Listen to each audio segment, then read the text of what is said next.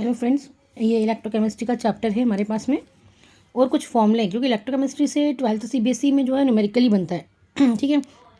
वैसे state board में भी न्यूमेरिकल आता है इलेक्ट्रोकेमिस्ट्री में से, बट उनके और में थ्योरी भी रहता है। और 12th क्लास में जो क्वेश्चन आता है उसमें और में क्वेश्चन नहीं होता है, डायरेक्टली एक ही क्वेश्चन होता है। तो उसमें शॉर्ट क्वेश्चन होता है जिसमें हमको एक न्यूमेरिकल मिलता है। न्यूमेरिकल के कुछ हमारे पास पॉइंट्स है जहाँ जहाँ पे न्यूमेरिकल बनता है इलेक्ट्रोकेमिस्ट्री से। फर्स्ट रेजिस्टेंस निकालना है। रेजिस्टेंस को हम आर के थ्रू शो करेंगे। तो रेजिस्टेंस निकालने के हमारे पास फॉर्मूला आता है रो इंटू एल अपॉन ए। एल हमारा क्या है, लेंथ है, वायर की जो भी होगी लेंथ होगी। ए हमारा क्रॉस सेक्शन एरिया होगा और पी रो हमारे पास में जो है वो स्पेसिफिक रेजिस्टेंस होता है। ठीक है। हम लोग उसको जो कांस्टेंट लगाते हैं ना, जब उसको प्रोपोर्शनल हटाने के लिए लगाते हैं तो रो होता है हमारे पास में कांस्टेंट। अब यदि हम इसको सॉल्व करते हैं तो रो इक्वल कितना हो जाएगा, इंटू हमारा कितना हो जाएगा सेल कांस्टेंट। इसकी वैल्यू किसके बराबर होती है, सेल कांस्टेंट के बराबर होती है हमारे पास में।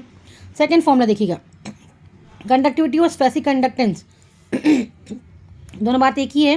कंडक्टिविटी निकाले या तो स्पेसिफिक कंडक्टेंस निकाले, इसको हम लोग कैपा के थ्रू रिप्रेजेंट करते हैं। ये हमारे पास कैपा है। कैपा में क्या होता है, ये के होता है और के हमारे जो है वो ये थोड़ा सा आगे जो है मूवमेंट बड़ा होता है इसका ना, जो एक साइड से जो के है वो थोड़ा सा बड़ा होता है, तो हमको कैपा बोलते हैं इसको हम लोग। कैपा इक्वल हमारे पास में होता है 1/r इंटू सेल कॉन्स्टेंट। ठीक है। ये हमारे पास में रेजिस्टेंस है, यहाँ पे इंटू हम क्या लगाएंगे, हम सेल कॉन्स्टेंट लगाएंगे। नेक्स्ट हमारे पास में फॉर्मूला आता है यहाँ पे मोलर कंडक्टिविटी का। तो मोलर कंडक्टिविटी का जो फॉर्मूला आता है हमारे पास में, मोलर कंडक्टिविटी इसको हम लोग यहाँ पे लैम्डा एम बोल सकते हैं या इसको मोह एम बोल सकते हो, क्योंकि हमारे पास में जो मोलर कंडक्टिविटी होती है उसकी जो यूनिट होती है वो मोह होती है। तो हम लोग इसको मोह भी बोल सकते हैं, जो उल्टा वी का साइन है, या तो उसको लैम्डा भी बोल सकते हैं। तो लैम्डा एम इक्वल जो होता है कैपा इंटू 1000 अपॉन एम। ये कैपा है, स्पेसिफिक इसका हमने कंडक्टेंस निकाला वो कैपा ही है। इंटू क्या है 1000 अपॉन क्या है एम। तो हमारे पास में एम मो एम क्या होता है, मोलर कंडक्टिविटी, और एम क्या होती है हमारी मोलिटी, जो ये हमारा मोलिटी है। डैट मीन्स आपको यहाँ मोलिटी की वैल्यू रखनी है, यहाँ पे स्पेसिफिक कंडक्टेंस रखना है, इंटू क्या करना है 1000 करना है, तो आपका मोलर कंडक्टिविटी जो है निकल आएगा। इसके बाद हमने देखिए यहाँ पे एक इन्फानाइट का साइन बनाया है।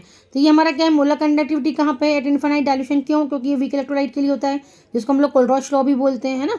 कोलरॉश लॉ के अकॉर्डिंग है कि आपको यदि वीक इलेक्ट्रोलाइट के लिए आपको कंडक्टिविटी निकालनी है तो हम लोग क्या लिखेंगे, उसको क्या करते हैं इन्फानाइट डायल्यूशन तक लेकर के जाते हैं। तो इन्फानाइट डायल्यूशन के लिए मोलर कंडक्टिविटी, ये इन्फानाइट का साइन है। इन्फानाइट डायल्यूशन पे मोलर कंडक्टिविटी जो होती है उसमें प्रेजेंट कैटायन और एनायन की जो कंडक्टिविटीज़ होती हैं उसका क्या होती है, सम होती है। ठीक है। तो हम लोग को यहाँ पे कैटायन और एनायन की कंडक्टिविटी का जो सम होगा वो क्या होगा, हमारा मोलर कंडक्टिविटी होगा एट इन्फानाइट डायल्यूशन। थर्ड हमारे पास नेक्स्ट फॉर्मूला आता है डिसोसिएशन कांस्टेंट का फॉर्मूला है। डिसोसिएशन कांस्टेंट को हम लोग के ए के थ्रू रिप्रेजेंट करते हैं, जिसकी value C alpha square upon 1 minus alpha होती है। ये हम 11th क्लास में भी पढ़ चुके हैं। आपका जो केमिकल इक्विलिब्रियम चैप्टर था उसके अंदर ये फॉर्मूला देकर रखा हुआ है, C alpha square upon 1 minus alpha. Alpha हम लोग यहाँ पे जब आपका जो इसको आयोनाइज करते हैं, डिसोसिएट करते हैं, है ना, यहाँ पे सी आपके जो कॉन्सेंट्रेशन आती है उसके थ्रू हम लोगों ने यहाँ पे एक जो है डेरिवेशन किया था क्लास 11th में, उसके थ्रू ये फॉर्मूला आया डिसोसिएशन कांस्टेंट निकालने का। ये कांस्टेंट है, डिसोसिएशन कांस्टेंट। ठीक है।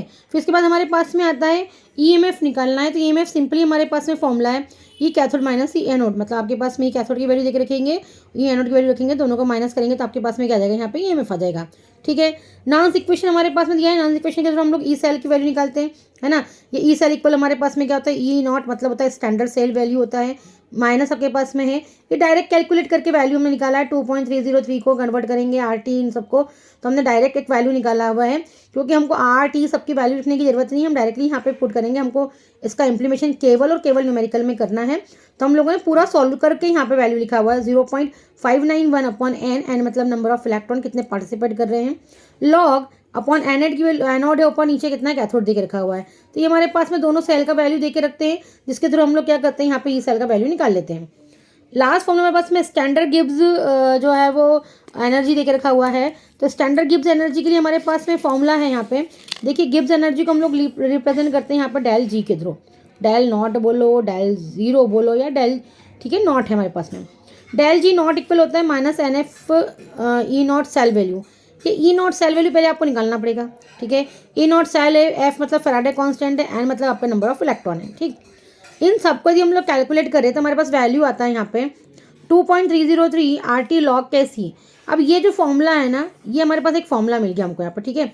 अब ये जो फॉर्मूला हम लोग यूज़ करते हैं कन्वर्ट करने के बाद में, तो यदि आपको यहाँ पे कैसी पूछे, वो इक्विलिब्रियम कांस्टेंट पूछे ना, इक्विलिब्रियम कांस्टेंट, वो आपने डिसोसिएशन कांस्टेंट निकाला था, हमने जो के ए की बात करी थी ये डिसोसिएशन कांस्टेंट था।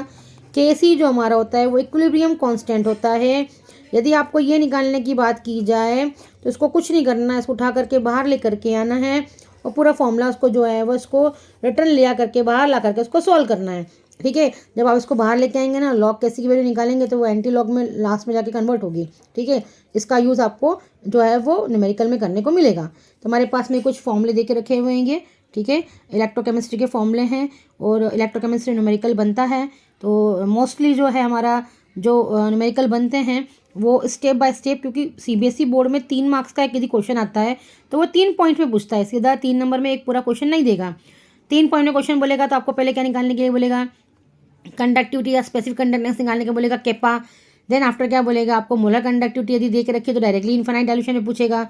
ये दे के रखा है तो फिर क्या पूछेगा आपको, वो कांस्टेंट पूछेगा, डिसोसिएशन कांस्टेंट। डिसोसिएशन कांस्टेंट भी दे के रखा होगा तो क्या देगा, डायरेक्टली आपको वो डेल जी निकालने के लिए देगा, जहाँ पे या तो डेल जी निकालने का पूछेगा गिव्स एनर्जी, या फिर आपको बोलेगा लॉग के सी के लिए, तो लॉग के सी को बाहर लाएंगे, कन्वर्ट करेंगे तो वो एंटी लॉग में कन्वर्ट हो जाएगा। तो ये हमारे पास न्यूमेरिकल के फॉर्मूले हैं। सीबीएसई में 3 मार्क्स का क्वेश्चन आता है, 1-1-1 3 क्वेश्चन पूछता है वो।